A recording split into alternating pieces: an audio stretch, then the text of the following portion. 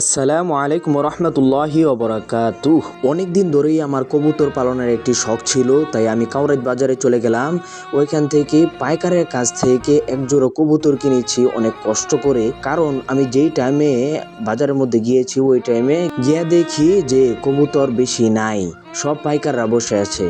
তো আমার তো নিয়ত ছিল যে আমি পাইকারের কাছ থেকে কবুতর কিনবো না। বর্মি বাজারের মধ্যেও ঘুরেছি, কিন্তু পাইকার দেখে পরে আর আমি কিনি নাই। আমি কাউরাইদ বাজারের মধ্যে গিয়ে দেখছি সেই পাইকারেই।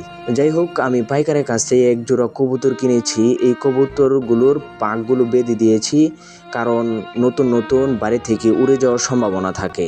তো আমি বাঁধার সময় যে পুরুষ কবুতরটা আছে, এই কবুতরটা অনেক লাফাচ্ছিল।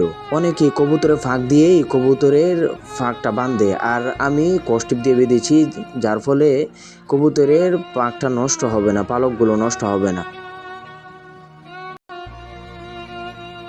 তো আমি এই কবুতরগুলোকে রাতেই আলাদা এক জায়গার মধ্যে আমার আগে খোপ তৈরি করা ছিল, ওই খোপের মধ্যে রেখে দিয়েছি।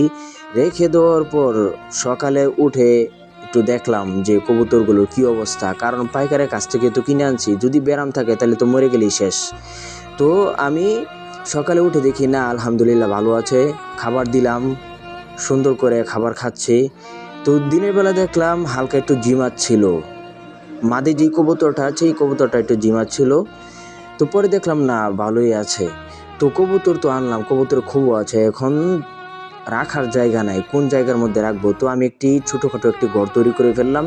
ওই ঘরের মধ্যে দুইটা খোপ একসাথে রাখলাম। তো দুইটা খোপ একসাথে রাখা যদিও একটু কষ্টকর হয়ে গেছে, সাইডটা বাড়তি রয়েছে, বর্ষাকালে একটু সমস্যা হবে, তবুও অনেকটা সুন্দর করে এই ঘরটা বেঁধেছি।